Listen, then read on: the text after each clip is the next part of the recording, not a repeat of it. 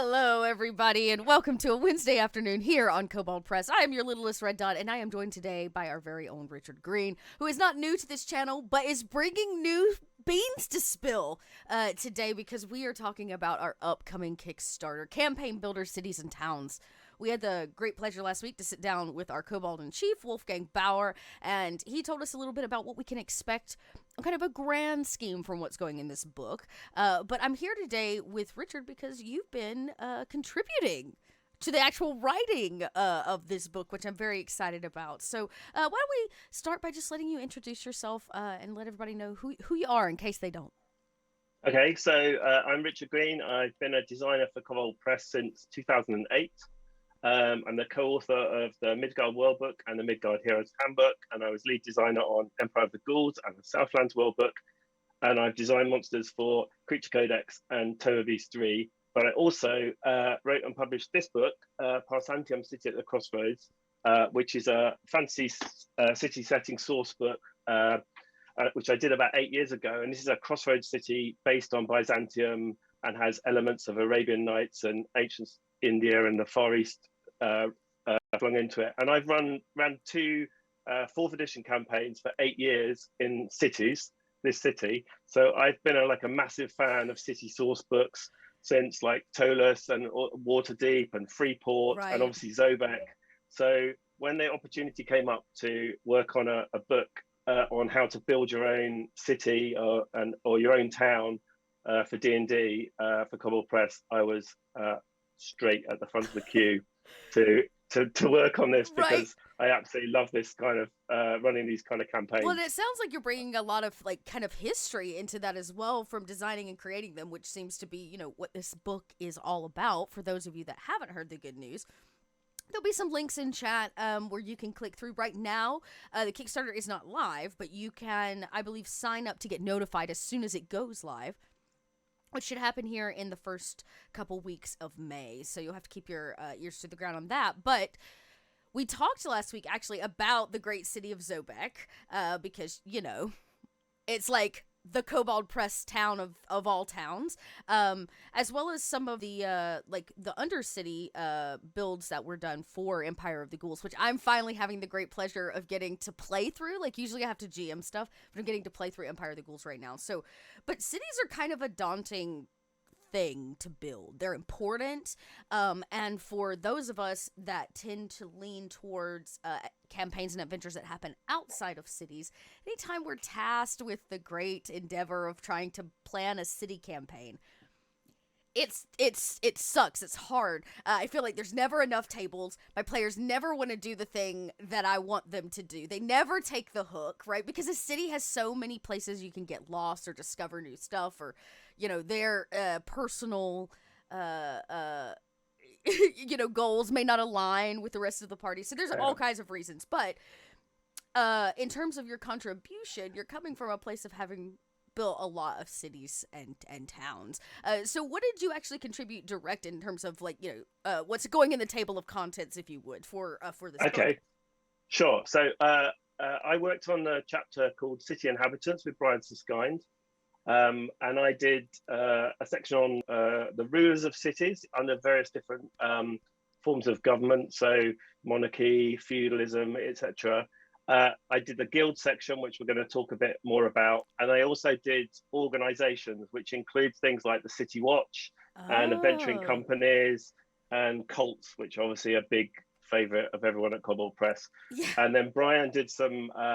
he did stuff on hirelings and henchmen, and then he did some new NPCs and some city-based monsters, including, of course, because it's Brian, at least one mimic, I think 2 in that section. Yeah, it can't be a Brian product at all if there's not at least one mimic. Okay, so I actually want to go back to these sections that you contributed to.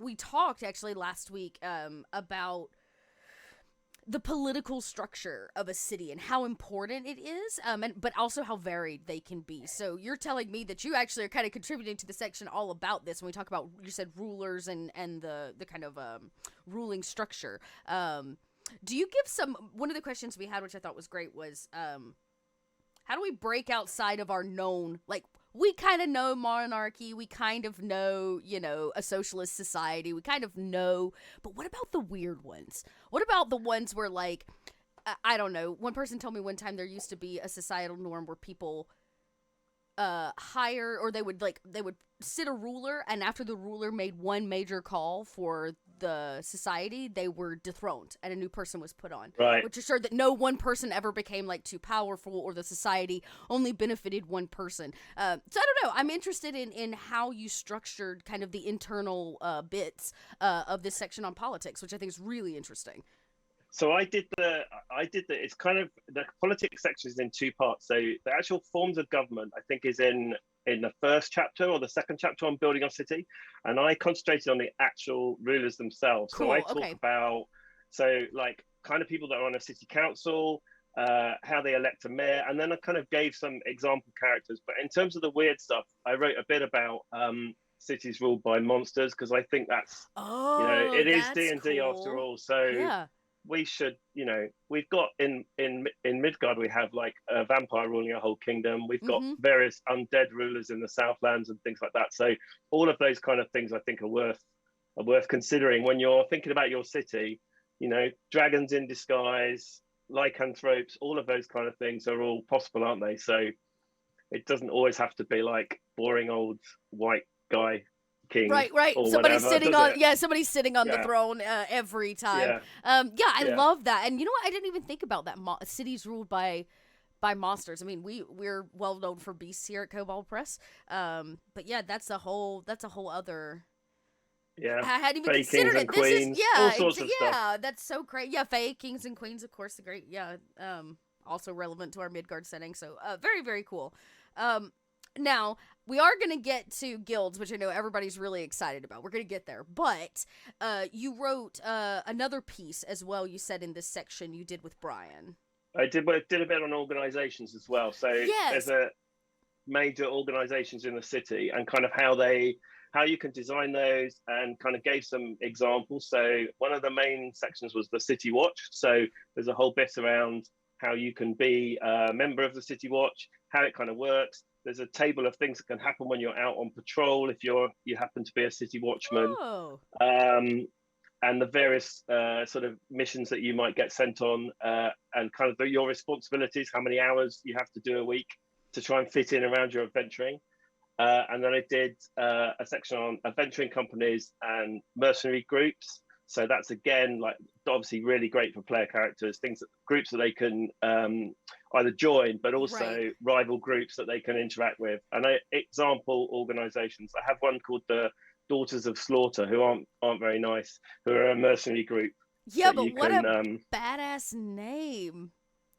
yeah, I love that I'm quite so pleased with that one. much. Yeah, I Yeah. love that. Okay, so I guess one of my first questions then is really, what is the difference? We're going to talk about guilds in depth, but what is the difference? What sets an organization out from a guild?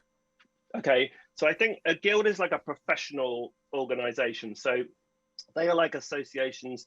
So they're either craftsmen, Mm-hmm. or they're merchants, or they're sort of workers from a particular profession who kind of come together to form almost like a trade organization, and they're kind of looking after the interests of their industry, and in a lot of cases they have influence over how that industry is regulated in the city. Mm. So important guild masters or important members of the guild might sit on the city council, and they will then specify that you have to join the guild, and pay your dues in order to practice that craft or Right, to or to be a trade. merchant, Yeah, okay. or you get preferential treatment. You Uh-huh. can charge more for your goods. If you have your guild badge outside your establishment, you can charge higher prices, but also it's a sign of quality. So Right, they're and kind of like, respect, really. Yeah. yeah, Yeah. exactly. So they're kind of like skilled craftsmen. They're like the middle classes also, and the merchants and so on are definitely, some of the wealthiest people in the city. So the way I've kind of broken down the chapter is we've got three main types. To have the craft guilds, who are making stuff, basically. The merchant guilds, who are selling stuff that someone else has made. Right. And then my favorite, really, which is the criminal illicit guilds, which are the kind of traditional thieves guild, but also beggars, cat burglars, con men, grifters, all of those kind of stuff. And then at the end, I've just got a section on all of the kind of guilds that exist that don't fit into those categories. So you'll get in a large city, you might have a sewer workers guild or a kind of laborers guild, and also things like arcane guilds or maybe entertainers, some of those other things that don't fit into those other three sections. But kind of most of the chapter is kind of about those three. So a section on the craft guilds, a big section on merchants, and a big section on the criminal guilds. Interesting. Okay, that's very cool. So we kind of broke those down. Now, so so an organization is just a different group of people that may not be professionally connected or gathered. Yeah. So in the organization section, for example, there are cults and secret societies in there. So they've got a kind of maybe a religious or kind of philosophical belief that brings them together. Mm-hmm.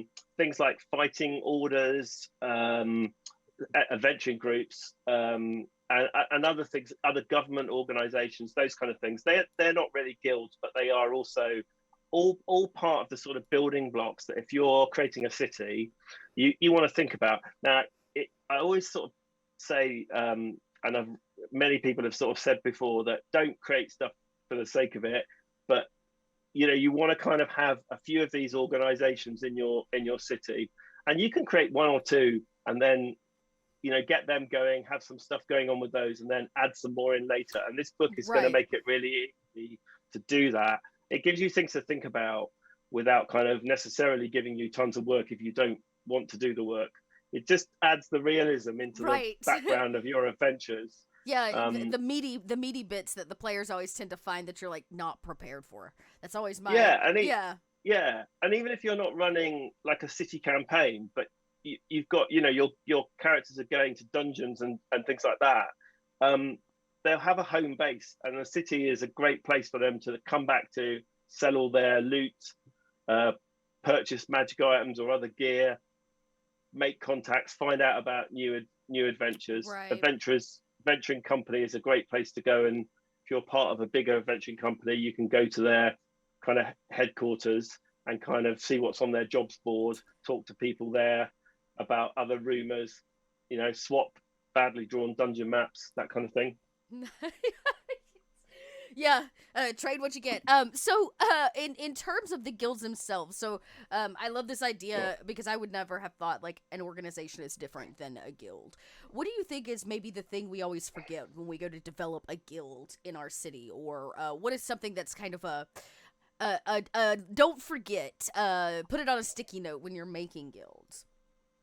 I think how they're going to interact with the player characters is the most important thing. So, if you have a guild of stonemasons or whatever, that's fine. But how are their characters going to get involved with them? And that might be that you have a player character who has the guild artisan background, or wants to spend some of their downtime making stuff.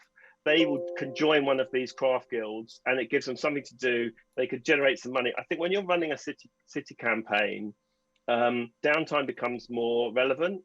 So even if the player characters are going out and doing an adventure, they come back to town. Maybe a couple of weeks pass in between adventures, and they can do sort of stuff for the guild, or they can run their business, or they can set up their merchant stall. All of those kind of things, they can do that in part of their downtime, and that can also lead them into adventures as they meet kind of important people in the guild.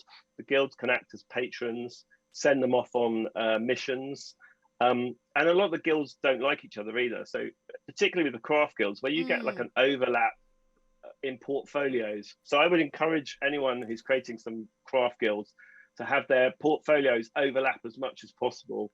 So if you have the tailors and the weavers, and there might be a bit of an argument about who is exactly responsible for making woolen clothes, and those guilds can then end up indulging in dirty tricks or even fighting in the streets, depending on how badly things get out of control, or hiring player characters to go and steal stuff from the other one. So all of these things become possible. So sort of, lots of rivalries between the guilds. And I've kind of tried to put some of suggestions of that in the in the text that I've written about Nice. how you go about who might overlap with who, and how you Right. go about sort of setting up some of these adventures, and also some of the missions and adventures that guilds might want to hire characters for, whether they're members or not. Where they might sort of decide, for example, one of the examples in the book is that the Leatherworkers Guild might ask the player characters to investigate the mysterious death of a senior master who drowned in his own tanning vat. So Oh. those kind of things can kind of come up, Yeah. and their guilds will call upon player characters to look into those kind of things, because they're basically busy making stuff or Yeah. doing city politics. Right. They want characters to do the sort of tricky adventuring type things. Now, I imagine there's the way that we know it, which is that you're hired by the guild to do the job, whatever the job is, to Yeah, go figure out why this poor man unfortunately drowned in his own tanning vat. But I imagine that you've thought up some structure around actually getting to join the guild. Like, what if your yeah, party that's right. is a I don't know, tinkerers? You're all tinkerers, right? Yeah, So what does some of that look like? Like, I imagine there's tables and some other stuff, but some helpful hints around actually yeah, joining them. yeah. So there's kind of stuff around how you go about joining, how you meet up with the guild master. Whether you have to kind of in some cases, player characters might be asked to demonstrate that they can make something. So they might require some skill checks, Oh, okay, or yeah. they might need to be vouched for. Prove yourself. And then once you're in the guild, you have a certain amount of responsibility. So you have to pay your dues. If you don't pay your dues, you can get thrown out. And also, if you're basically a member of the guild and you fail to turn up for any meetings, you just basically are sort of just drifting along doing nothing. Right. They might well throw you out for that as well. But on the flip side, if you're in the guild and you are a member in good standing, you can get various benefits. You might be able to call upon the guild in times of need. They can get you a lawyer if you get in trouble while adventuring. You can meet influential people on the city council, or if you do these jobs for them, and you spend a certain amount of time engaged in your craft, then you can advance in the guild, and then you can get different benefits for that. So you might get to earn more money, or you might get other benefits from that. So I think, for example, with the Merchants Guild, you get to use their teleportation circle if you're a member in good standing. Cool. So you can then transport your goods or yourselves or your adventuring party more quickly, or you might get access to purchasing magic items, for example, if you're in a criminal guild. So I've kind of built in a sort of each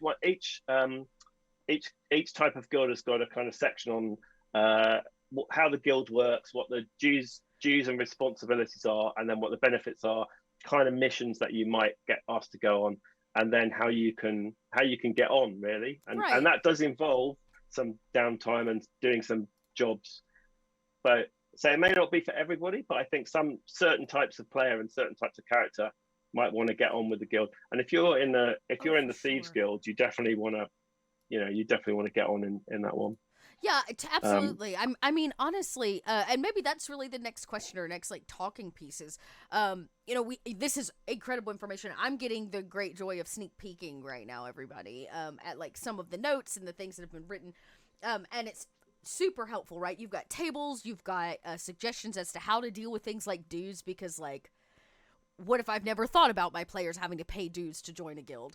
So lots of really helpful things. But what really is, I think I'm interested in, how do guilds make your cities richer, right? Not, and I don't mean like tangibly richer, right? Not liquid gold, but like, how does it make the process of story building, right? Because that's really what this book's all about, is like building better cities and towns.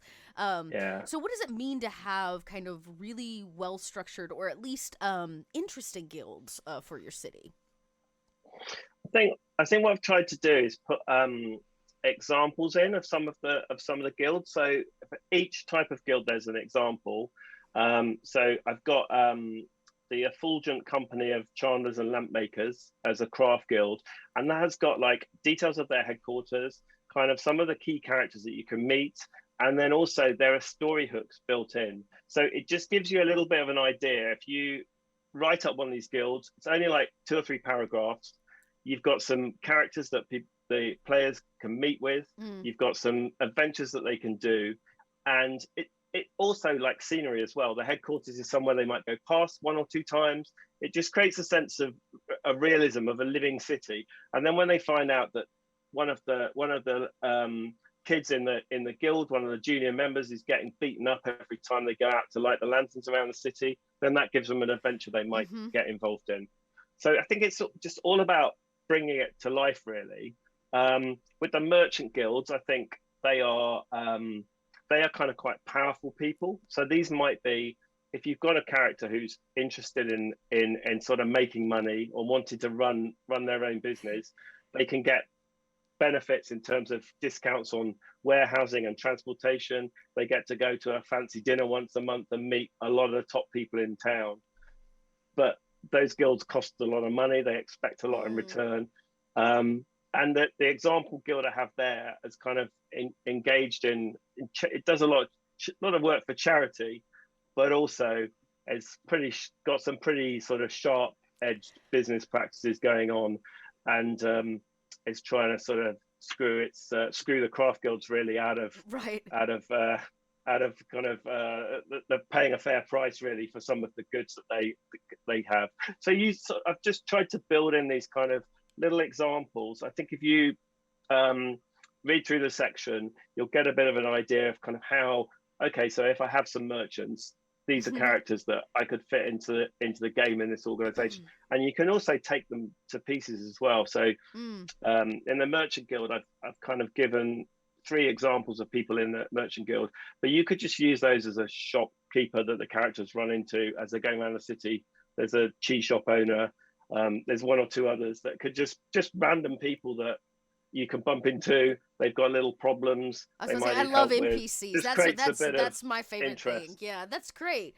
Okay, yeah. So really, it's this idea that like guilds, though not like you were saying the governmental structure necessarily, but an important kind of underlying structure of your cities and the importance of how it kind of breathes life into what the people are doing, not the figureheads, right? Like how they work day to day, or who they're in argument with, right? Or where does friction happen on the streets? Because really, your players are going to be spending time on those streets, and so I think that's a really interesting kind of look at maybe just a chunk of city building that sometimes, like, I'm gonna be honest, like in all the many times I've played games, maybe I've brought guilds in once or twice, a thieves guild here kind of a thing, which is kind of a standard for a thief that may be looking for a place to feel like they're part of something. But like, I don't ever really like build guilds, but to think about the idea of it kind of being this its own ecosystem. It's like own ecosystem in your city. And it's where it's where characters need to go to buy stuff, isn't it? Yeah. So they're going to need to go, if they're buying weapons, if they're buying adventuring gear, if they're buying a boat, any of those kind of things, horses, all of that stuff, they need to go and deal with merchants, or they need to go and deal with craftsmen. And all of those people are part of guilds in a large city. And so there's always opportunities then for you to turn a simple shopping trip into or for that to lead into an adventure. And I think you can dangle all these hooks in front of them, and they may not take them, but it helps create that sense that it's a living, breathing place. Yeah, absolutely. And a lot of the tables there that I've included are around, generating the names, or kind of what these guilds are up to, give you some specifics, so you don't just get sort of stuck when players go off on a tangent, which they inevitably will do in a city. In my experience, for sure. Oh, absolutely. And honestly, I get asked this question a lot, which is like I said, I love NPCs. I always have far too many because I know they're going to attach themselves to at least one. So if I have too many, they can't have them all. But I love NPCs because it allows me to interact with my players. But a lot of people are like, how do I make my NPCs interesting? And this idea of like, well, this isn't just a shopkeeper. This is a shopkeeper that is part of a structured guild that is part of a larger ecosystem of the city, and now you have this kind of really interesting and rich character that has history. So if your players ask for more information, they have more information to give. They're not simply just like the storefront man. You know what I mean? Yeah. And I think that's very cool too. And who doesn't love a good table that helps with naming? Because I'm horrible at names. Horrible. Love that. But there's also like, I love this table on portfolios, like the guild portfolio. What do they make? What do they do? Like I said, y'all, I'm getting a sneak preview in advance, so And you can roll on the naming table, and then come up with things like worshipful fellowship of weavers and dyers, or tireless league of tuners and gem cutters, not just like Mason's Guild. You know, give them some kind of fancy grandiose sounding names. Yeah, for sure. Sound they're a bit more important. Yeah, they need something that goes on their T-shirt that looks cool. Who wants to just to say merchants? Yeah, exactly. yeah, exactly. Their softball tees need to have like a really great name on it. Love it. Yeah. I was also looking. I mean, illicit guilds are also really interesting too because crime is such a huge part of any city. And you know, guild crime is like a starting point for the Great Pyramid of how crime usually dissipates out into the streets. Any thoughts on your illicit guilds? Yeah, I think these are my favorite. I mean, because I think first of all, I think if your player character is a rogue or a thief of any kind, you're going to either kind of want to join the guild or be very careful when you're in the city if you're going to start stealing things. Because if you actually act as a kind of non-guild member and then get caught by the guild, you could end up coming to a very sticky end. So there's a whole kind of stuff around how the guilds operate, and a fair bit about organized crime really, and around whether you have like one big boss of all bosses, or you've got separate gangs and turf wars and all that kind of stuff. So a bit of stuff around how those kind of groups operate. Got a table for generating your criminal specialities. So if you want just like a random criminal gang, you can roll on that. Are they burglars? Are they grifters? Are they assassins? Some of them are kind of nastier than others. So you can choose that, and then kind of how you get into the guild. So this involves like finding them in the first place and kind of talking to the right sorts of people, making those contacts, finding out who you need to speak to, and then perhaps taking part in some tests, which might involve stealing some things or kidnapping somebody or whatever. I had a game. In my Empire of the Ghouls game, actually, one of my players who's always getting himself in trouble is the person who will always pull the lever in the middle of the room that says "Do not pull." He decided to join the Thieves Guild in Yost. Because he'd just taken a level of rogue. And he got sent on an initiation test, had to go and do a robbery with a couple of other people, and they completely mucked it up, all got arrested. He had to be bailed out by the Archduke, lost all his status. So, you know, these kind of things are quite fun. And this was like just a sort of random side quest where we were doing some downtime. Right. So having all these details of like who these guilds are and how you can get mixed up in them is great. So, and then once you're in the guild, there are various jobs that you can get sent on that might kind of increase your standing in the guild, and then you might get access to like stolen magic items, safe house, and things like that. And I've built an example guild called the Midnight Parliament, who are founded by Feathershine, who is a raven folk, and this is a guild of pickpockets and con artists and jewel thieves. And their initiation test is you have to hoodwink a kind of member of the nobility into something. So the example of the biggest ever score is a gnome grifter who sells the mayor's pleasure barge to a gullible baroness and takes all her money. So those are the kind of things that that I've kind of included some of these kind of characters. And give you some sort of ideas. Yeah, I want to note too that some of the notes here, because again, I'm staring at the page. We talked last week about cities are hubs. They're centralized, and there may be smaller towns around a city that feed into it, or like what is the more Yeah, localized ecosystem. I love this idea of a guild of highway robbers. That tickles me to no end. It tickles me because that's not a guild that may function inside the city. That's a guild that may function around a city, or like in this, absolutely. on the Yeah, roads that lead up to it, which I think is also like a something I wouldn't have thought about. Like, well, the guild has to function inside the city, and they have to have some huge headquarters with some great spell that keeps them, hidden. But highway robbers would be a totally different concept of like an illicit guild that may function outside the city, not inside the city. yeah, And I think yeah, that's really interesting. yeah. I had a lot of fun doing this section, and I think the more kind of criminal gangs you can put into your city campaign, the better, really. Particularly if they've got different territory, and Yeah.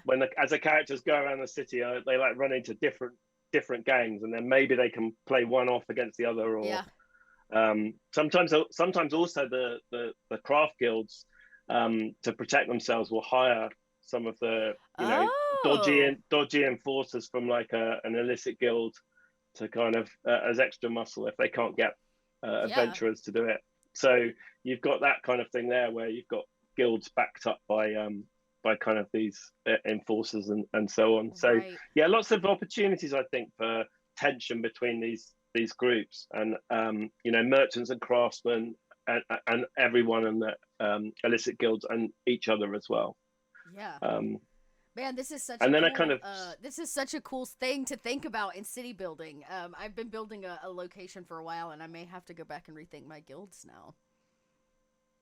it just gives you a bit of structure to the people who aren't the rulers, and aren't the player characters, normal people going about stuff, but they've all got problems, and they've all got things going on which are interesting. Yeah. And they get involved in the politics, and the section on that I wrote on the rulers, about the mayor and the city council. Quite often, the heads of the guilds are on that city council. The mayor might be one Oh. of the guilds, and then you've got the whole thing around. Well, hang on, why are you favouring the stonemasons over the roofers? Right. What's going Right. on there? And it's kind of the vested interests and stuff is interesting.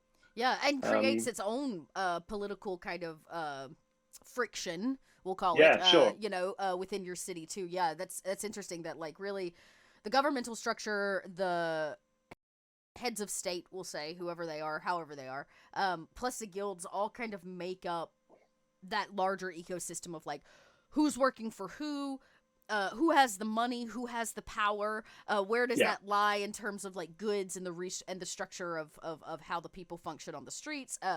It's sure. very interesting to like think about. One feeds into another a little bit, and then another here.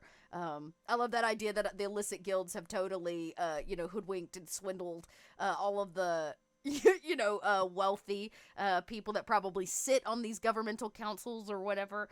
Yeah, Yeah, that's fun and really great storytelling, and sets up for your players to find so much stuff.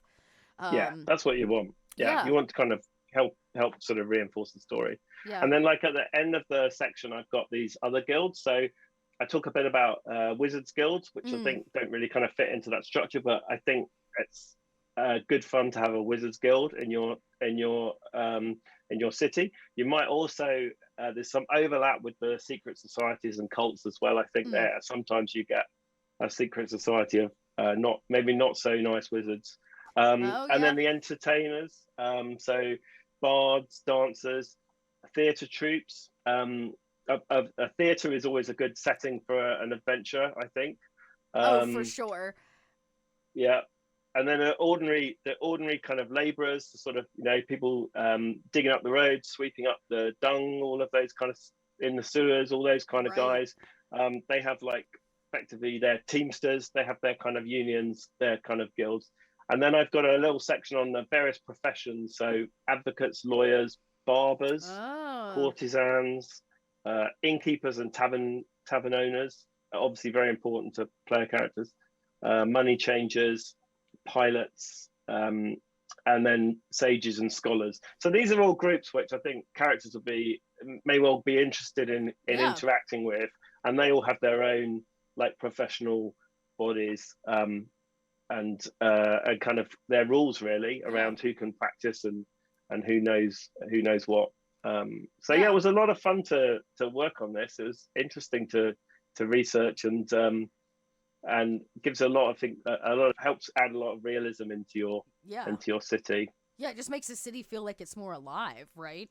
Yeah. Which is what your players want when they come into a city, and oftentimes the struggle anytime you go to. I find that when I run a city campaign, right, we're going to be on the streets for a long, long time. It's easy for me to be like, oh, you're wandering through the woods. Here's an owl bear, right? Yeah. But it's not easy for me to find that same heightened conflict or that heightened adventure concepts inside of a city because, well, it's just a city, right? But when you look at even just the guilds alone, the one chunk of this upcoming book, it already, just talking about it, makes a city feel more alive, like it's breathing, like it's functioning, like it's kind of going on around the players, and it means that they have to kind of reach out and find touch points, and the guilds are a great way to do that.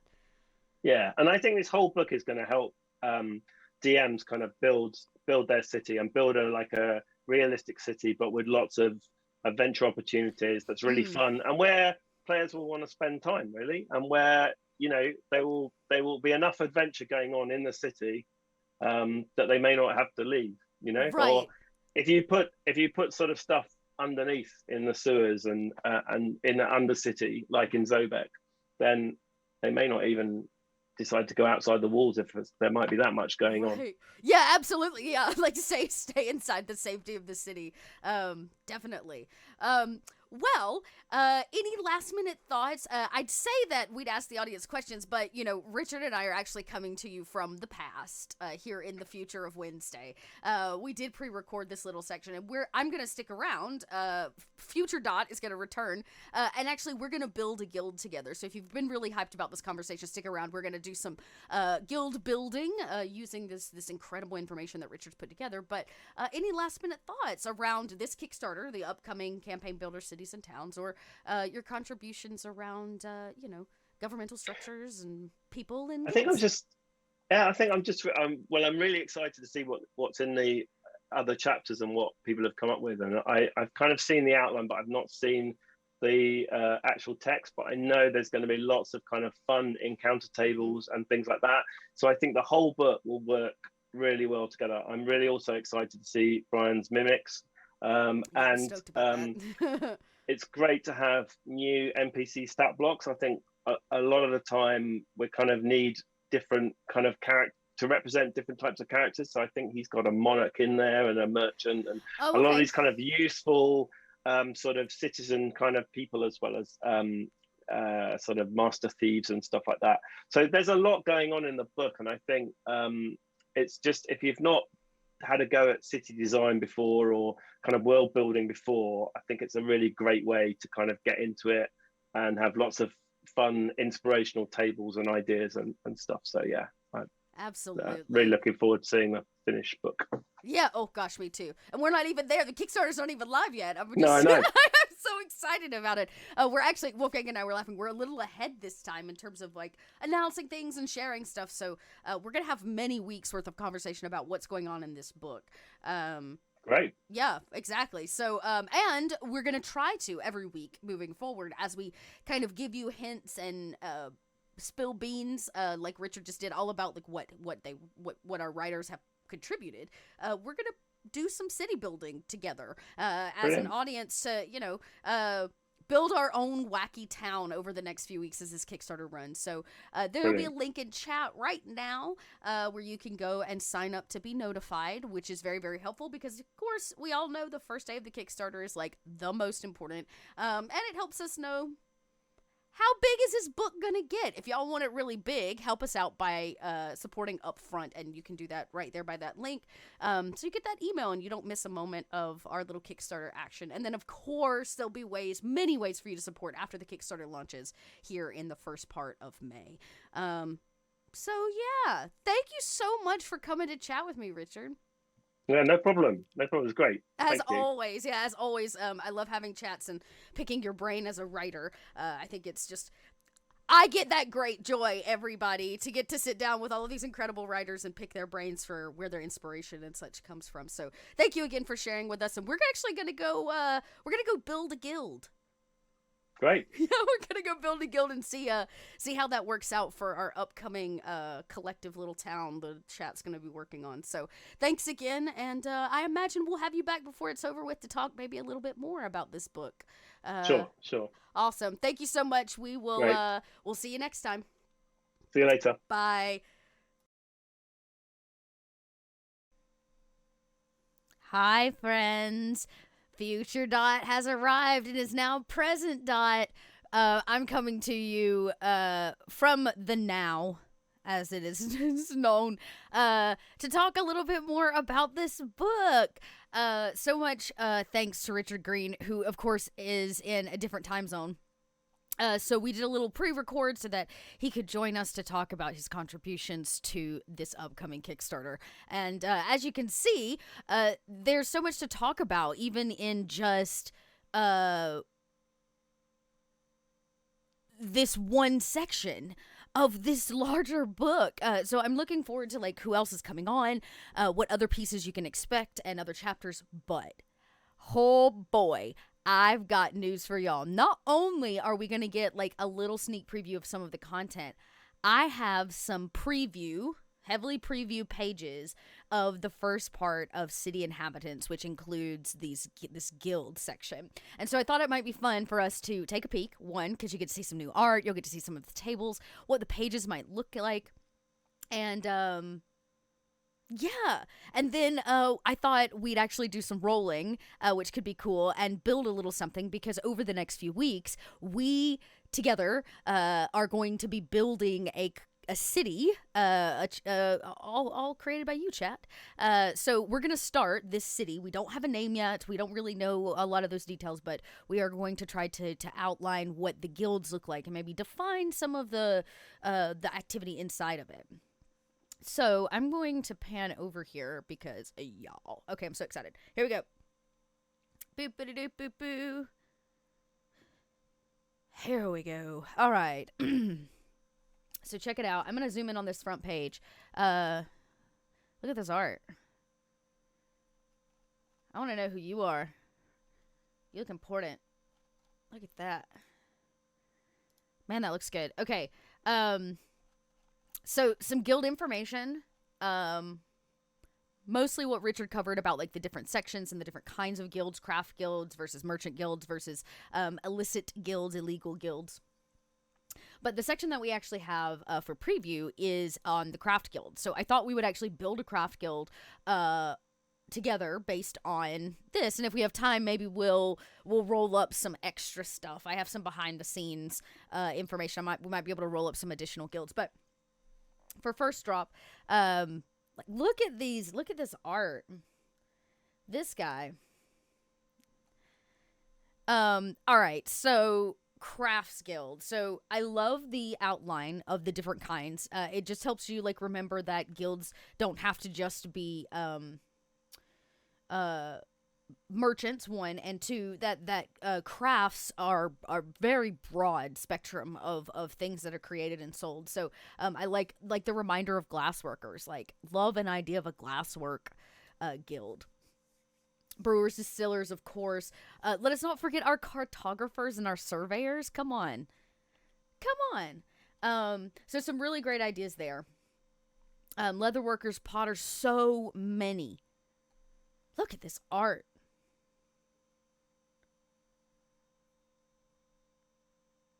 Weavers, dyers, wagon makers, and wheelwrights. Yes! Somebody has to control the wheels. Oh, and look, there's a table to roll it up and a table to name it. Yeah, surveyors, what a cool guild. Like, people that just go out to, like, survey, like, areas and land and stuff. Okay, so here we are getting a sneak peek. Now, remember, this is, like, fresh. The Kickstarter's not even launched yet. You guys are getting a first preview of this. So if you want more first round information, remember that you can go sign up for information. You'll get, excuse me, a first round email. And you'll know when it goes live, so you can back it. And as we continue to release content like this, you'll get first preview. So, okay, so I say we do some rolling here. So the first thing is, I love this craft name generator. I love it so much. And I also think we should do a guild. Let's just random roll to see what kind of guild we're putting in our city. How's that sound? We're gonna do some rolling. So I'm actually going to use Roll20 for this. Boop. Let me just pop on over here. So the first one, what did I say? A D12? Did I get that right? A D12. So we're gonna end up doing 2 D12, but D12, 11. So steadfast. All right, is what the table says. And then we're going to need to do it again for the noun, which is like the collective. So the steadfast something. Okay, one more. A 5. We got a 5, everybody. A 5. Let me take you back over to, here. Let me throw this over. I didn't show y'all Roll20. There you go. Yeah, D12 tables are really great. Like, they don't feel kind of as slim as like a D6 or a D8 table, but they're not as big as a D20. As a writer, I really like D12 tables because they feel like there's enough content, but they don't feel overwhelming to have to design. Okay, 5. The Fellowship. We are the Steadfast Fellowship. The Steadfast Fellowship. Make it known. We are the Steadfast Fellowship. Right here, we rolled 11, and we rolled 5. So the Steadfast Fellowship of what? We're about to find out. So we have to roll 2 D12. Take us back over to Roll20. I say that. There we go. All right. 2 D12 this time. 14. Everybody hold your breath. We are Masons. We are, this group is the Steadfast Fellowship of Masons. The Steadfast Fellowship of Masons. Let it be known. I'm going to transition back so you can just see what I see. I think what I'm going to do in Roll20 is actually, we're gonna set this up and collect our information on our city here. So I'm going to create a handout. This, yeah, right, doesn't it? Okay, so, and you know what, we can roll up a couple of these. Like, this table was so easy, so let's roll up, I don't know, we'll roll up 2 or 3 of them, because you're gonna need more than one crafts, like, maybe this village is, or this city is based on its craftsmen, which I love that idea. So, okay, what did we say? We are the Steadfast Fellowship of Masons. Right. Okay, so let me take you over, so you can see what I'm doing. So basically what I did was I just quick dropped in a fresh handout, as if I was going to build this into a campaign. In this case, I would put it all, don't autofill. All players. Great. And it would be in all players journals. Yeah. Okay, so now I can add some notes down here. Let's see what our PDF tells us about how we can add to them. So let's go over here. Often one of the most powerful guilds in the city, the Masons are usually charged with overseeing construction of all buildings within its walls. Members include architects, engineers, masons, stonecutters, and even sculptors. So I love this, Masons. Which means I imagine then the city has to be near some kind of quarry. Or they have to have some kind of major trade to get in. But like they would need a quarry. I would think.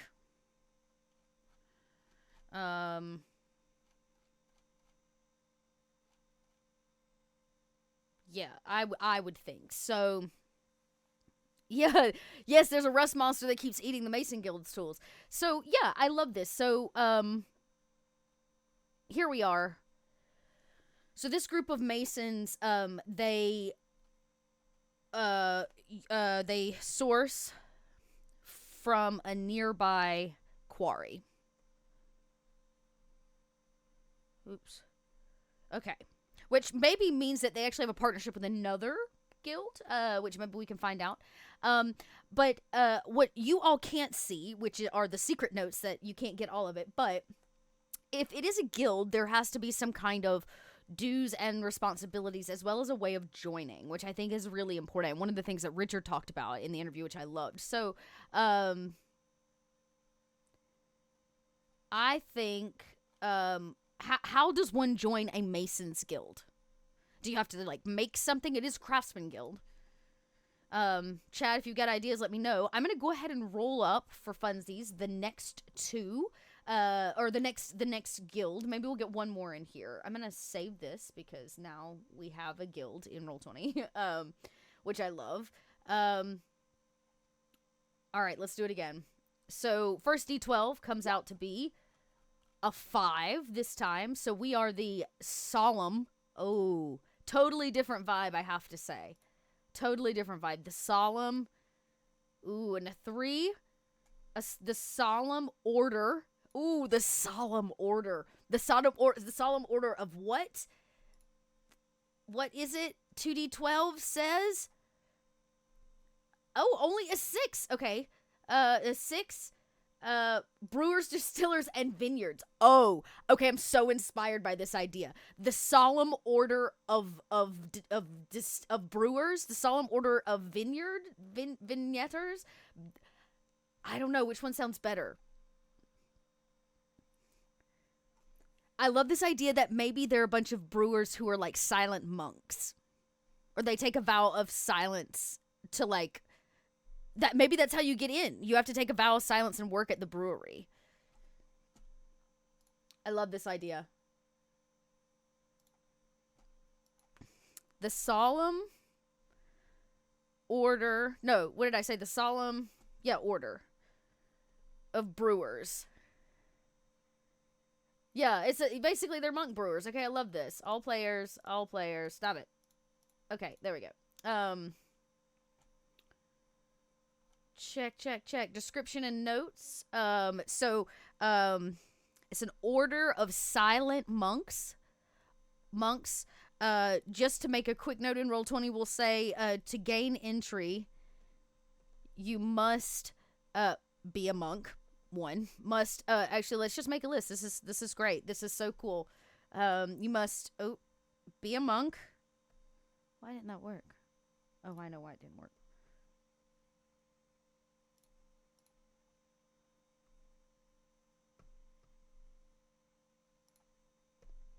You must be a monk. Oops. Man, I'm just having a hard time typing here today, y'all. Be a monk, 1. And you have to... Ooh, that's good. Ooh, apothecaries could be a monk or apothecary. I like that. And you have to serve... 1d8 months. I'm making this up as I go along. 1d8 months in silent service to the brewery. Perfect. Love it. Okay, we have time for one more. We know a little bit more about our solemn order of brewers. Maltsters. Oh, I love that. They make malt.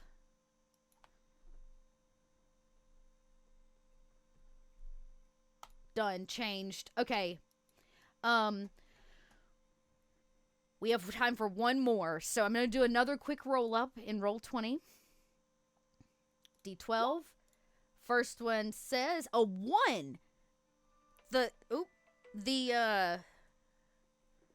likelihood of that is very low, but here we are. Okay, so 1. So the honorable, they're honorable, so we'll have to figure out what makes them so honorable, or if they actually just believe that.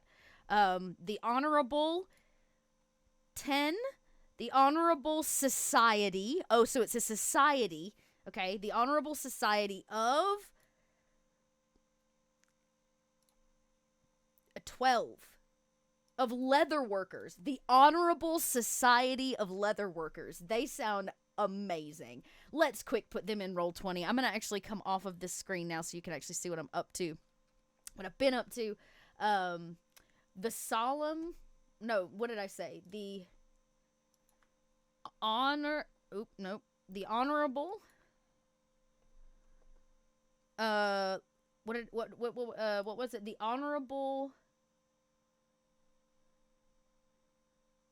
Society, the Honorable Society of Leatherworkers. That's what it was.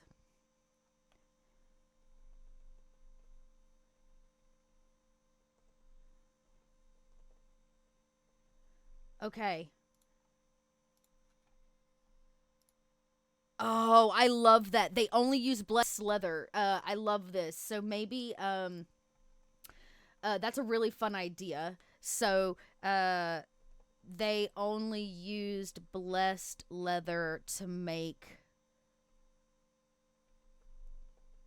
Oh man, I'm just having a hard time here. To make they only use blessed leather to make armor. We'll just say for now.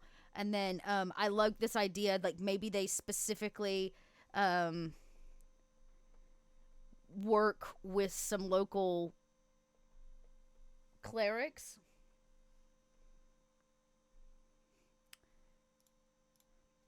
Like, so maybe there's some local clerics in the city that we might be able to figure out. You don't know if they're, like, maybe they're a different kind of guild, and they've been working together in some sort. Oh, yeah, goods. That's true, because they could make belts, or they could make, to make armor. We'll say armor and goods. I like that, yeah. Clerics, druids. Also paladins. But, yeah, I think the clerics would be the ones maybe blessing it. But yeah, I like this. An Honorable Society of Leatherworkers. The Solemn Order of Malsters, which are a group of silent, Malster brew monks. The Steadfast Fellowship of, what was this one? Of Masons, right? The Steadfast Fellowship of Masons. We don't know a lot about our Masons, but they're sourcing from some kind of quarry around here. Maybe they keep to themselves. Maybe they don't play well with others. They are steadfast. Keep secrets. They keep their secrets close, and little is known their inner workings. Ooh. Boom. Okay. All right, there we go. And then, last but certainly not least, we have this Honorable Society of Leather Workers. All right, y'all. That is our Kobold chats for today. This was fun. And thank you so much for sharing your ideas with me. Love this. We'll be back to some of this. So what we're going to do over the next few weeks is continue to build right here inside of this Roll20 profile more of these pieces. Like, right? So these are going to be, actually, I'll go ahead and I'll organize them for us. We're going to add a folder. This is going to be guilds. Oops. But these are crafts guilds. Craftsman guilds. Okay. And then, I should be able to, oh wait, can I actually just, I can rename this one. Wait, hang on. Let's delete that folder and its contents. It doesn't have any contents. We're going to make this one say guilds. Craftsman. And then all of those should be under it. Perfect. And we'll sort the rest of it as we continue to go through, and we'll add more folders as we build. Thanks for, the preview was really gorgeous. Let's just take one more peek at that, because why not? Here we go. Beautiful little city view. You can see, like, here's some information maybe about joining that Craftsman Guild, which I think is great. The art is already just incredible, and such a good reference. Easy to read. So many good things I can say about it. But more previews like this coming to all of you over the next few weeks, right here on Kobold Chats, as I continue to interview our writers for this book, as well as our editors. Maybe I'll get some of our artists on. That might be kind of cool. But we're going to take a peek at what's going into this books and break it out just like this each and every time to say, hey, what about this aspect of a city or this aspect of a town? So we've got some guilds, and every time we learn a little something new about what's in the book, we are going to build together. And over the next few weeks, we'll have a little city built together, which is, we're like our own little ant farm. It's kind of cool. Thanks for joining me, everybody. I'm Little Red Dot. You can catch me here all the time since I'm the resident Kobold Twitch producer. Thanks so much for joining us. Make sure, if you haven't already, check out Cities and Towns, at least the information that's out right now. It is coming to Kickstarter the first few weeks of May. Yes, May. That's where we're at in time. Yeah, all the time. But yeah, you can check out Cities and Towns and get signed up so that you get first notification when the Kickstarter goes live. So you can go back it and get all the goodies that are going to be released, just like some of the ones that you saw today. Yeah. I think that's all the big news. Oh, I fibbed. I so fibbed. I have one more piece of really exciting news. The next actual play coming to Kobold Press's Twitch channel is a little idea I've cooked up that I'm very excited about. Richard actually mentioned the idea of a whole town run by monsters. And it's kind of funny that he said that because we're going to have a whole campaign where our players play monsters.